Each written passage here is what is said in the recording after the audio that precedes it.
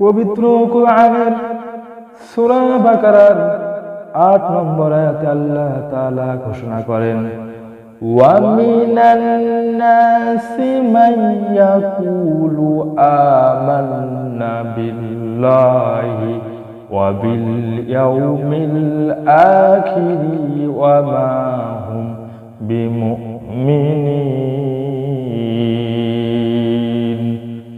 আল্লাহ তাআলা বলেন, কিছু লোক এমনও আছে যারা বলে আমরা আল্লাহর উপর ও আখিরাতের দিনের উপর ঈমান এনেছি, অথচ আসলে তারা মুমিন নয়।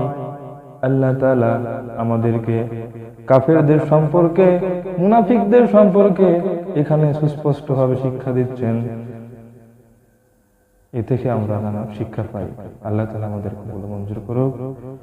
আসসালামু আলাইকুম ওয়া রাহমাতুল্লাহ।